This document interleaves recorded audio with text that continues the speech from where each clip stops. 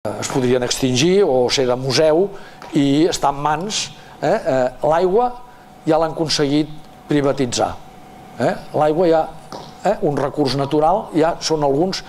L'altre dia vaig llegir que ara els ajuntaments de la Corporació Metropolitana es venen aigües de Barcelona, però ja no es venen l'explotació i la comercialització, sinó que es venen la pròpia extracció de les aigües de l'àrea metropolitana. L'aigua hi haurà guerres per l'aigua, no tardarem massa a veure guerres en el món.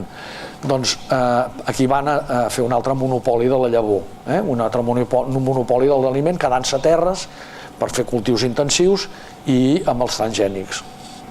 A part dels seus efectes sobre la salut, encara molt discutibles, molts, i també sobre els efectes de contaminació dels altres vegetals o els altres productes que estan al costat.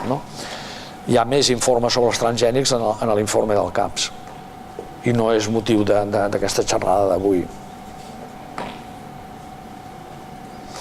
Posarem dos exemples sobre com la producció industrial intensiva d'aliments és un risc creixent per la salut. I dos exemples de l'any 2011.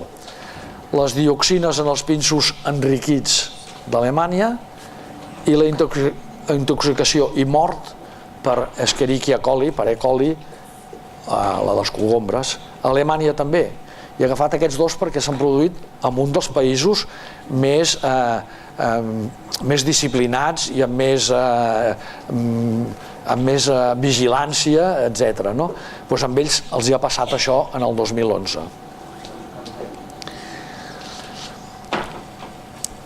En el 2011 ens vam entrar per la premsa que 5.000 granges de pollastres i porcs van ser clausurades perquè van trobar dioxines en els animals que havien arribat per la contaminació dels pinsos enriquits i s'enriqueixen, entre altres coses, en la seva producció o en el seu enriquiment es havien enriquit amb greixos, amb olis i amb greixos que estaven contaminats amb dioxines. Estaven contaminats amb un cop, amb un compost orgànic persistent que no existeix en la naturalesa, sinó que es produeix en els processos de combustió des del trànsit fins a cremar residus a les cementeres.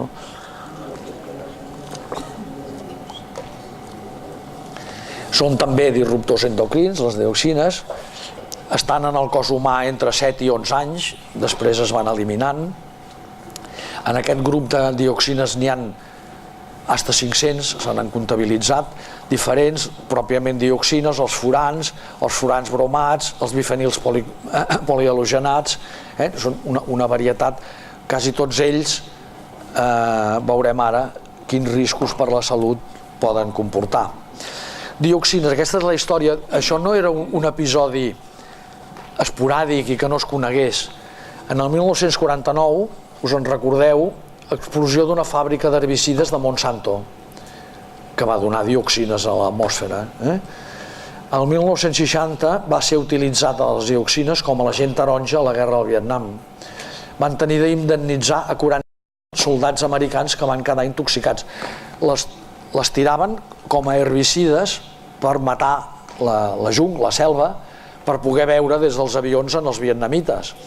I tiraven, fumigaven amb dioxines i, esclar, matava tota la selva, els vietnamites que hi havia a dintre, els soldats americans que després hi van anar-hi, 40.000 van tenir de ser indemnitzats, i a la població vietnamita ha tingut milers i milers de casos de malformacions congènites en els nens perquè les embarassades havien quedat intoxicades amb dioxines. Un altre episodi de contaminació per dioxines greu, tots aquests són episodis no aquests d'invisibles, sinó massius que han afectat a la població. Al Japó, el 68, Seveso, una altra explosió de fàbrica d'herbicides a Itàlia, encara estan en judici, de l'any 76, el 79 a Taiwan, el 78 als Estats Units, el 98 a Alemanya, a la llet, el 99 a Bèlgica, a les aus, a pollastres. El 2004 el president Yushchenko va ser enverinat amb dioxines. Us en recordeu d'aquelles fotografies amb uns grans, allò era cloracné, el que mateix que els hi passaven als vietnamites, de moment se'ls arrugava la cara, butllofes per tot arreu, es diu cloracné, que és un dels primers símptomes de la intoxicació aguda per herbicides, per dioxines. El 2004 a les granges a Holanda, Bèlgica, Alemanya, el 2006 una altra vegada Holanda, Bèlgica i Alemanya, el 2007 a la Índia, el 2008 a Xile, Irlanda i Itàlia, tot això són episodis aguts. I el 2011 les 5.000 granges d'aus i porcs a Alemanya. O sigui que no és una cosa inesperada, es va repetint en la història. Les dioxines i molts compostos orgànics persistents sobre la salut donen cloracné, com a efecte agut a la pell, astènia, cansament, mal de cap, conjuntivitis i irritació dels ulls, amb efectes aguts. Alteració del fetge, pot ser la causa de la mort, una necrosis hepàtica, alteracions en els greixos, en els lípids, malalties cardiovasculars i alteracions neurològiques. Entre ells, sembla que ara es va descobrint que molts cops tenen efectes sobre l'Alzheimer, sobre la producció d'Alzheimer i Parkinson, que era una malaltia desconeguda que està augmentant, no la coneixíem. Abans els avis sí que tenien esclerosi cerebral i tal, però l'Alzheimer potser fa 15 o 20 anys que ha anat apareixent com a malaltia, casualment quan ha anat augmentant la contaminació en el medi. Són cancerígens, està reconegut pel Centre del Càncer de Lió, disruptors endocrins, per tant efectes sobre el tiroides, sobre la diabetes, els òrgans sexuals, la salut reproductiva, la feminització, etc. Donen endometriosis i poden donar esterilitat. També estan augmentant l'esterilitat masculina i femenina. Hi ha molta gent que ha de recórrer ara la inseminació artificial perquè augmenta l'esterilitat masculina i femenina en el món. Per què, si mai havia estat? Doncs perquè els cops donen disrupció endocrina i fan endometriosis i al final esterilitat. Malformacions i trastorns en el desenvolupament dels infants són immunosupressors, per tant augmenten la possibilitat de malalties infeccioses i alteracions en el fetge i en els ronyons que poden provocar la mort en alguns casos. Passem a l'altre episodi, el dels cogombres. La contaminació dels aliments per E. coli. L'Escherichia coli, tots els que estem aquí i tots els animals en tenim en l'intestí i en l'estómac. I ens serveix per fer les digestions. És un germen molt comú entre els animals i les persones i inclús és beneficiós. Quan de vegades prenem masses antibiòtics matem la flora intestinal pròpia i llavors tenim diarrees i tal, per culpa dels antibiòtics. L'Escherichia coli és bo, però ara ha sortit una soca, n'hi ha diverses de soques que són molt patògenes, que ja no es comporten com l'Escherichia coli que coneixíem. Una és la soca aquesta, la O104, H4, que va provocar el brot a Alemanya conegut com la crisi dels cogombres en el 2011. D'on va sortir? Doncs hi havia ja una Escherichia coli coneguda de la mateixa família que en dèiem la malaltia de les hamburgueses, que ho van descobrir als Estats Units, que és l'Escherichia coli O157 H7. És una mica diferent, però també era molt virulenta. Aquesta malaltia, per què en les hamburgueses? Perquè es deixen molt crues a dintre i per tant, si es fregissin bé i a temperatura de 100 graus, l'Escherichia coli es moriria, inclús aquests que són molt forts. Però com que l'hamburguesa es deixa una mica crua de dintre, doncs a través de les hamburgueses, amb un brot de diarrees, etc., es va descobrir el 82. Des de llavors es diu la malaltia de les hamburgueses i hi ha països que és una mica endèmica. A l'Argentina tenen una soca d'aquestes que dona 300 nens cada any tenen la malaltia de les hamburgueses. D'on surt? Doncs bé, ja no s'ha sapigut. Al final aquest va ser d'un cultiu que s'utilitzava per la soja transgènica perquè germinés la soja, i amb això es va exportar a Alemanya i el llavor de soja germinada es menjaven a les amanides crua i va provocar això. Era molt virulenta, afectava la gent jove, cosa que era estrany fins a llavors, que normalment afectava més a la gent gran, ja delicada, inclús a la gent jove i sana, i alguns d'ells es morien.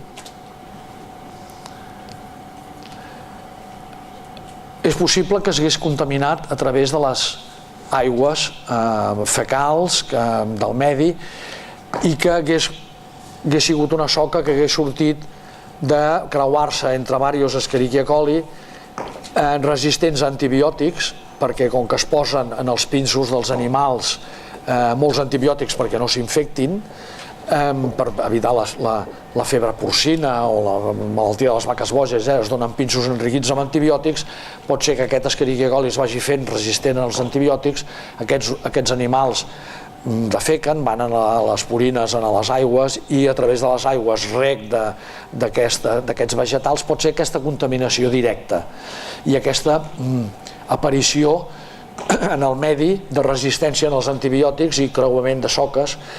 Però també hi ha altres investigadors que diuen no, això ho han fabricat en un laboratori, perquè l'Escherichia coli es fa servir per produir transgènics. Es marca amb antibiòtics per veure llavors els seus efectes en la natura i pot ser que se'ls hagi escapat del laboratori en la producció del propi material que van fer servir per produir soja transgènica. O sigui que les dues versions poden ser veritat. Però és una altra mostra, com la de les dioxines, de globalització del risc produït al Japó, a Egipte, afecta Alemanya i en algun altre país va afectar en pocs casos, i diuen que la culpa és d'Espanya i es para la comercialització de cogombres i altres productes d'Andalusia cap a Europa, afecta globalment i és producte de la producció industrial d'aliments i la globalització d'aquests aliments.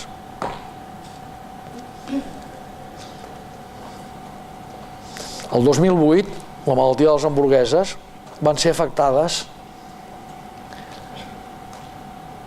milers de persones i 64 milions de tones de carn retirada dels Estats Units. Imagineu-vos això de la revolució verda, que havia d'acabar amb la fam en el món, no ha acabat, i a més de tant en tant s'ha de tancar 5.000 granges, llançar 64 milions de tonelades de carn contaminada per Escherichia coli. Això que dèiem de l'Argentina, cada any encara hi ha casos. El brot d'Alemanya del 22 de maig del 2011 afecta 4.300 casos, hi ha 852 casos de síndrome d'hemorràgia digestiva greu, i dels quals 50 es moren.